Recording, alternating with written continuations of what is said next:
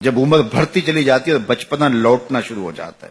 وَمَن نُعَمِّرْهُ نُنَكِّسُهُ فِي الْخَلْقِ. سورہ یاسین میں ارشاد فرمایا جب ہم کو لمبی عمر دیتے ہیں کسی کو تو اس کو بچپن کی طرف پھر پلٹا دیتے ہیں.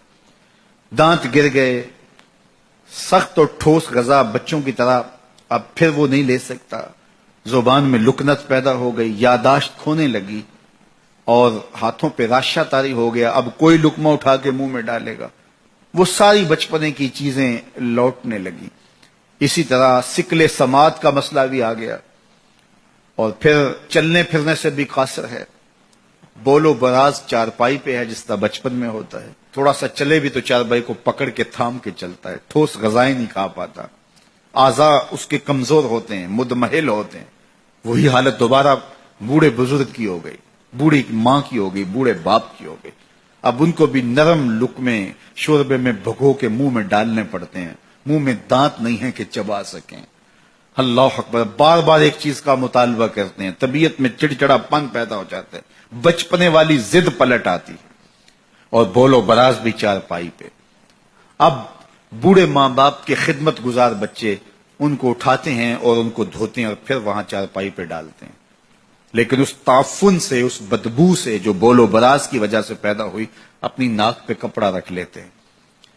تو بوڑھے ماں باپ حساسیت کی وجہ سے یہ سوچتے ہیں کہ میری اولاد اب مجھ سے نفرت کر رہی ہے. تو اف کے زمرے میں علماء نے لکھا ہے کہ بدبو سہ لو، ناک پہ کپڑا نہ رکھو، کیونکہ ان کو اس کی بھی تکلیف نہ ہو. جب چھوٹے بچے کو ماں دھوتی ہے تو اس وقت کپڑا ناک پہ نہیں رکھتی، بدبو آ رہی ہوتی ہے، لیکن یہ ماں کا پیار ہوتا ہے. تو بوڑھا ہو جائے تو پھر ناک پہ کپڑا رکھے تو بچپنے والی عمر لوٹ آئی ہے، تو ان کے ذہن میں یہ خیال آ سکتا ہے. تو تافیف کے زمرے میں لکھا گیا کہ ناک پہ کپڑا بھی نہ رکھے، بدبو سہ لے، تکلیف گوارا کر لے، لیکن ان کو اس کا احساس بھی نہ ہونے دے. اللہ اکبر. جب بچہ ہوتا ہے تو توتلی باتیں کرتا ہے، تو وہ باتیں ماں باپ کے لیے خوشی کا سبب ہوتی ہیں. سارے بہن بھائی خوش ہوتے ہیں، اس کی توتلی باتوں سے ایک تسکین ہوتی ہے ان کو. لیکن بوڑھا جب توتلی باتیں کرنے لگے، لہجہ ٹوٹا ہو جائے تو بعض کا بچے ہنستے ہیں. تو جس طرح توتلی باتوں کا لاڈ ماں باپ دیکھتے ہیں، بوڑھے کے توتلے لہجے کے بھی لاڈ دیکھے جائیں. یہ کلمہ تافیف کے زمرے میں آتا ہے. تو کہا ان کے سامنے اف بھی نہ کہو اور ان کی تعظیم کرو، اپنے بازو سکیڑ دو. جو کہا گیا نا کہ اپنے بازو ان کے سامنے سکیڑ دو. یہ پرندہ جب اڑتا ہے فضا میں، اڑان بھرتا ہے تو وہ بازو پھیلاتا ہے اور پھر ان کو جنبش کر کے آگے بڑھتا ہے. لیکن جب اس نے دوبارہ زمین پہ آنا ہے تو بازوؤں کو سکیڑنا شروع کر دیتا ہے. تو جب بازو سکیڑتا ہے تو وہ زمین پہ آ جاتا ہے.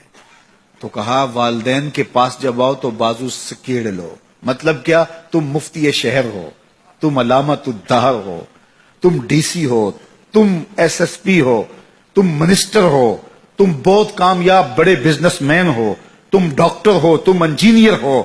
زمانہ تمہاری باتیں سننے کے لیے ترستا ہے. دنیا کی دانش گاہوں میں تمہاری گفتگو موتیوں کی طرح لوگ جھولیوں میں ڈالتے ہیں.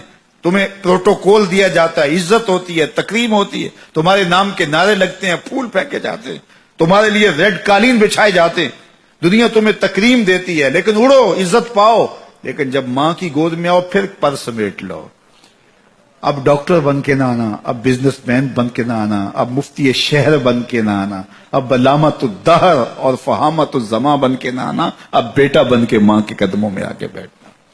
تو یہاں آؤ تو بازو سکیڑ کے آؤ اور باہر جاؤ تو بازو پھیلا لو. تو کہا ان کے سامنے اپنی بڑائی ظاہر نہ کرنا، بلکہ ان کے سامنے طفل مکتب بن جانا، طفل شیرخوار بن جانا، چھوٹے سے بچے بن جانا، ان کے لاڈ دیکھنا، ان کی چھوٹی چھوٹی باتوں پر جو ہے وہ باتیں کرنا.